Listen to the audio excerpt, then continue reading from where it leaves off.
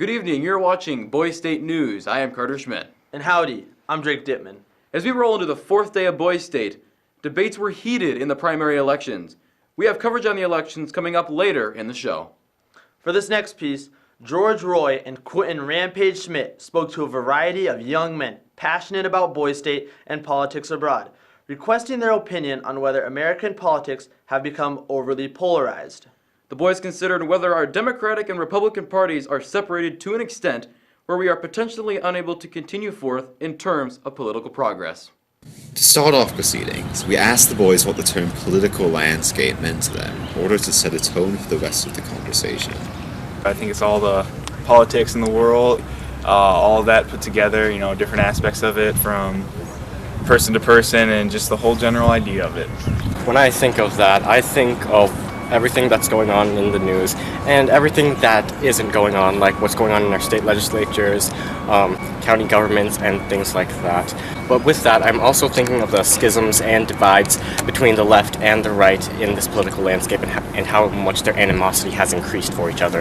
After asking the boys about the problems they perceived in politics today, a common theme quickly became apparent among their answers. I believe that, it's good to have, places where everybody kind of firmly believes the same things, but at one point it gets to the fact where you want, more diversity, more views, more outlooks than just one single one.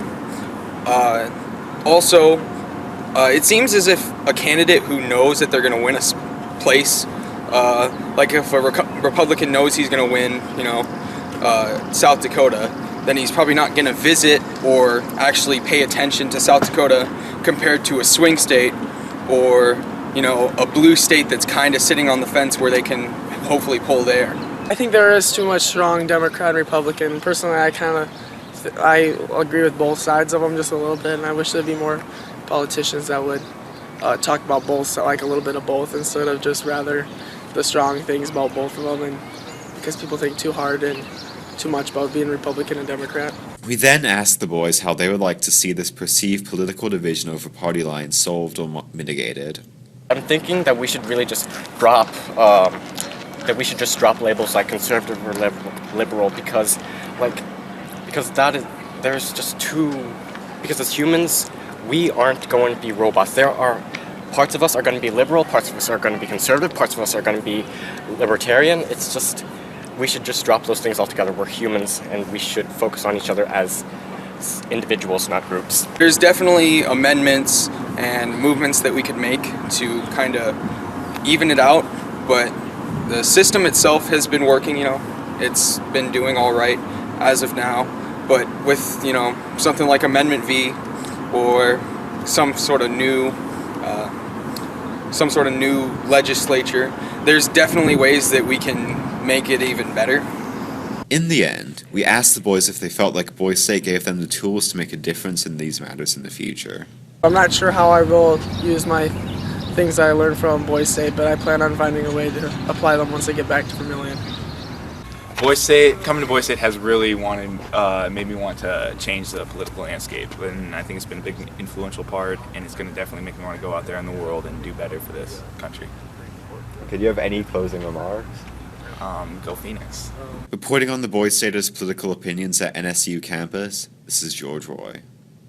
Our next piece is about the unseen heroes of Boys State, the counselors. Caleb DeCam talks with the adults who keep Boys State running. Exciting, busy. It's a fun time, but it's a very busy time. The counselors believe it's important for the kids to learn about our government and how it works. They believe that Boys State is a unique opportunity for the boys. Luke Whalen, a first-year counselor here at Boys State, has already seen the effects that Boys State has had on the boys in his city. I hope to take away a renewed sense of how our government runs. Maybe a little bit more respect. I know social media does such a terrible job of really advertising, politicians, their campaigns, their stances. I really just hope they take away with some sort of sense of how difficult a politician's job really is. In addition to keeping the boys on schedule and enforcing rules, the counselors are responsible for a great deal of paperwork and overall morale of their city. Although they are in charge of a rowdy group of boys, they enjoy the experience of the whole week. It is a crazy week. It is absolutely full to the brim every single day, and I've really enjoyed it though. I think the American Legion did a great job in selecting what boys to come, and I think all the boys that did come came with a really good attitude, and I think they're getting along really well. And I think they're putting forth really good effort. I have yet to see a boy just on purpose not want to do anything, and I think that's really good, and I really appreciate all those towns putting these kids forward. When it's all said and done, it's all about the boys and their experiences. If they haven't been introduced to the way government works, I hope they take back a newfound look at it, get involved in their communities and our government. If they have been involved, I hope they take away a better understanding that takes them further and lets them know how to use the great privilege we have in this nation of being involved and having a voice in our government. Signing off from NSU campus is Caleb DeCam from Boy State News. Our next piece is somewhat less serious. Join Drake Dittman as he quizzes the Boy Staters on one of the more unusual treats from President Donald Trump. I'm here talking to Boy Staters about recent President Trump's tweets. Here we ask them various questions about a tweet he sent out early Wednesday morning. First, the boys explained to us what their thoughts were on recent Donald Trump tweets. I don't have Twitter, but if I were to read them, I'd probably vomit twice. However, I do feel that Donald Trump should stay off Twitter when he's in the presidency. Well, one, for stuff like this, and also because he's been doing quite a bit better when he was in Italy, when he didn't have access to Twitter, because he would do stuff like this. He probably shouldn't be allowed to tweet some of the things he does. I mean, some are pretty funny, but probably not for a president. I haven't paid too much attention to him. Sometimes he can be pretty silly about it. But Yeah. some are funny, you know. I don't follow a lot of them, but from what I've seen, it seems like he likes to lead from his phone and not from example. I don't keep up to date with Donald Trump too much. All I know is that a lot of the things he says can be, it's hard to put into words exactly what he says because it's unpredictable and can be quite funny and stupid at the same time. Next, we showed them the tweet and asked the Boy Staters how they thought this word was pronounced. Covfefe. I'm guessing he was going for conference. Conference? How would you say this? Covfefe. Comfy. Coffee. You know, I read about that one before. I'm not for sure. Just give us a random guess. Kafifi. Kavev. Kafifi? After that, the boys tried to tell us what they thought the word meant in the tweet. Couldn't tell ya. Can you take a random guess? Maybe he is telling off the press. I couldn't tell you. Okay, thank you. Is that good enough? Yeah. Okay. I'm guessing he was going for conference. It's probably like, I have no idea. Probably like Hakuna Matata, like there's no problem. You know? Yeah. Despite him, I'm living life. Maybe like I can do it anyhow despite what they say. Coverage. Misspelled terribly. I have no idea. Despite the constant negative press, Kafifi, I'm guessing it has to do with something about them talking smack about him, but it's hard to tell with Donald Trump because he's he just doesn't like the media in general. The boys saw eye to eye on some topics, but they clearly had different ideas on what the word meant and how to pronounce it. We are still not sure how the word is pronounced and what it means though.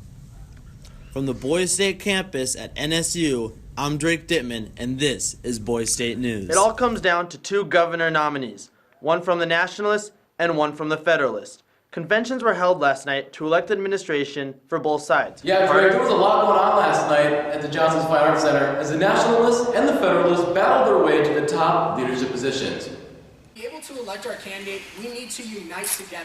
We have a quality candidate that a majority of you have elected over here, and he can do our job. Federalist keynote speaker Blake Mitchell is ready for a change in our state, and he believes that can be done with Governor-elect Bridger Flash Gordon. I really wasn't coming to Boy State planning on being governor or really running for one of those high offices. I really just decided to do it the day of. Ty Littaw and Senator John Thune were influential in my decision. They gave powerful speeches that impacted me and made me want to run, and so that's really why I decided to run, and I hope I can represent my party and my fellow Boy Staters well. Flash Gordon is going up against nationalist governor-elect Oscar Kavanaugh. Yeah, so we have a lot of ideas. My administration we've just gotten to talking since the primaries have literally ended not that long ago. However, the platform that we've ran in my party is really about states' rights. It's really encompassing, kind of vague, but what you get is, as a boy state nation, even though if we're a federal or state branch, we're assuming that we're more limited to the state of South Dakota powers, as in that's what boy state represents, even though it's fictitious. They both have their own political stances as they take the debate stage. On the economic side, we want to take renewable and non-renewable energies and contracts abroad and make them independent within our own state. I think that in the Boy State program we need to focus on being serious as well as having some fun. So our party's got some very serious proposals like increasing education funding in order to pay our teachers better as well as just have better schools in general. We're also supporting the removal of Michelle Obama's school lunch programs to have better school lunches. But we also have a number of different serious issues that we stand for. Some ideas are very serious topics. Others are proposed to show the humorous side of Boy State. While this is very political and I've only said the stuff that's rather serious, there are a lot of fun topics that we'd like to do, not just to be fun, but rather to maximize our experience in Boy State. So for example, we would like to humble our cherished animal in all of our hearts, Boy Statewide, and nominate the silverback gorilla to be the state mammal. The silverback gorilla would be an excellent proponent to uphold and enshrine our values as Boy Staters. We also have some fun issues that we support, whether it's the Highway 20 or, as some of you may know it, H2O, which is a water slide highway to connect the entire state. So those are some of the different things that we think we can represent Boy State well with, and that's what I stand for. Both candidates worked very hard in their campaigns and did whatever they had to do to get the job done. This morning, both governor-elects took the debate stage. We would like to congratulate Bridger Flash Gordon on being selected as the 2017 Boy State Governor. Also, congratulations to the other Boy Staters who made it to the state offices. In the Barnett Center, I'm Carter Schmidt, Boy State News.